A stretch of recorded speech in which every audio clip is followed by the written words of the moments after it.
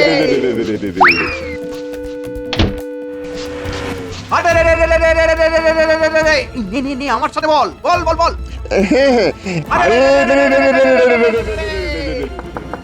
দরজা খোল, এই, খোল দরজা দরজা, খোল। এই, দরজা খোল। গো গো, ওঠো ওঠো না, হ্যাঁ? ওঠো ওঠো ওঠো, আরে কি হয়েছে কি এত রাতে আবার ডাকাডাকি কেন? ওই দেখো ডাকাত ডাকাত এসেছে, হ্যাঁ? ডাকাত ডাকাত। আরে সত্যি তো, তাহলে গোপালের বাড়িতেও ডাকাত পড়লো। গো এইবার কি হবে? আমার যে খুব ভয় করছে, আমার যে খুব ভয় করছে। কি হবে? দাঁড়াও গিন্নি, দাঁড়াও দাঁড়াও, এত ভয় পেও না। এই ডাকাতটা আজকে নাকাল হয়ে বাড়ি ফিরবে। যাও শিগগিরই রান্নাঘর থেকে তেলের শিশিটা নিয়ে এসো তো। এই তেলে শিশিরে কি হবে? হ্যাঁ? ডাকাতের পায়ে তেল লাগাবো। হ্যাঁ? কি বলছো গো? তোমার কথা তো আমি কিছুই বুঝতে পারছি না। আরে এত কথা তোমাকে না বুঝলেও চলবে গিন্নি। যাও এখন তাড়াতাড়ি তেলটা নিয়ে এসো, যাও। আচ্ছা আচ্ছা ঠিক আছে, আমি গিয়ে নিয়ে আসছি। যা করবে একটু সাবধানে করো। হ্যাঁ, আমার বাবু খুব ভয় করছে। হ্যাঁ।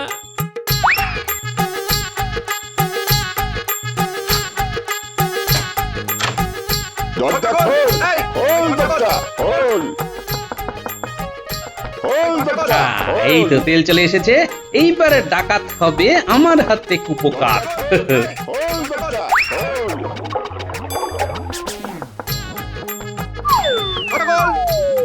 দরজা খোল, খোল দরজা। আরে, আরে, রে, রে, রে, রে, রে, রে, রে, রে, রে, রে, রে, রে। এই দরজা খোল। দরজা খোলাই আছে। আরে, রে, রে, রে, রে, রে, রে, ওরে বাবা রে, জল লেগেছে রে, ওরে বাবা রে, বড় রে, মরে গেলাম। আরে মন্ত্রী মশাই, আপনি? তার মানে আপনি বটা ঘটাকে সাথে নিয়ে ডাকাতি করছেন? এ মানে গোপাল, গোপাল। আরে কে কোথায় আছো গো? শিগগির এসো, দেখো দেখো দেখো, গোপাল কেমন ডাকাত ধরেছে দেখো। ওরে পায়ের সব হাড়গুলো ভেঙে গেল রে। এই দেখে যাও, দেখে যাও, দেখে যাও, দেখে যাও, টাকা ধরা পড়েছে, দেখে যাও, দেখে যাও, দেখে যাও, দেখে যাও, টাকা ধরা পড়েছে। আরে এটা তো মন্ত্রী মশাই, মন্ত্রী তো। আরে সাথে তো ওই বটা ঘটা আছে দেখছি। দেখেছো কান্ত, সর্ষের মধ্যে ভূত লুকিয়ে আছে, আমরা বুঝতেই পারিনি। ইনি এ তো আর যে সে ভূত না, এই ভূত একমাত্র গোপালই ধরতে পারে। এই কেউ একটু মহারাজকে খবর দে, মহারাজ একটু দেখে যাক তার আদরের মন্ত্রী কেমন সুন্দর ডাকাতি করছে।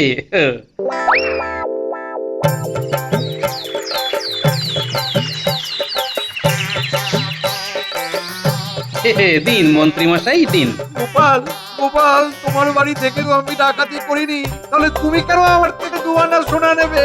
মহারাজ কি বলেছেন শোনেননি? গ্রামের সবাইকে আপনাকে সোনা দিতে হবে, তাই এই সুযোগ আমি ছাড়ি কিভাবে? আচ্ছা ঠিক আছে, ঠিক আছে, ঠিক আছে, এই নাও, এই নাও। ধন্যবাদ মন্ত্রী মশাই।